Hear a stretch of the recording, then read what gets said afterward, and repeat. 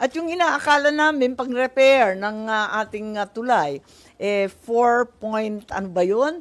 4.7 billion. Mga kalsada lang pala yun. Nagtataka rin ako sa biglaang pagsara. O babala na magsasara yung EDSA, di ba? Narinig natin si JV kanina, si Senator JV, tama naman yun. Bakit biglaan na sasarahan yung EDSA na wala namang alternative? Paano naman yung tao na, eto nga, nagre-reklamo tayo sa traffic dahil sa may sasakyan tayo. Paano pa yung nagko-commute? Mas lalo. At may nagtanong sa akin, isa sa inyo tungkol sa San Juanico. Yung San Juanico Bridge sa Leyte at Samar. Malaki rin problema kasi biglaan na lamang inanunsyo na kinakailangan daw ng repair and rehab na bilyon-bilyon. Tinitingnan ko from 2018 to 2025, ang liit-liit lang na binibigay, halos pintura lang yata at konting rehab. May 451 million lang ang linalagay dun sa tulay mismo. At yung inaakala namin pang-repair ng ating tulay, 4 point, ano ba yun?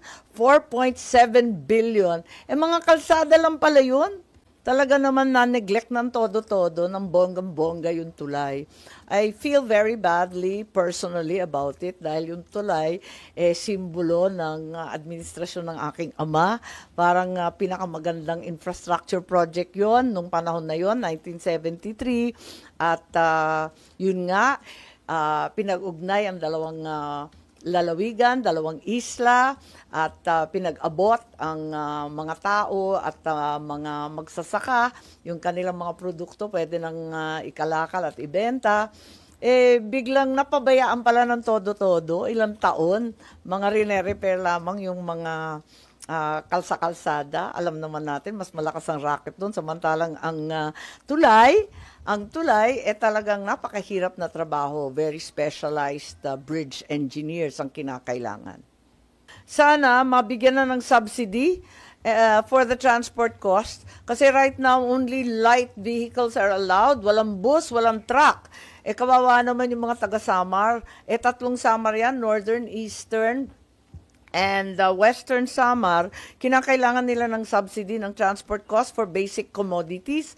Magroro man lang sana, mabigyan sila ng konting tulong, agri-products, construction materials, lahat na para. Talaga naman. Wag naman sana tuloy-tuloy yan. At kung aayusin, pwede ba yung mismong tulay na ang ayusin?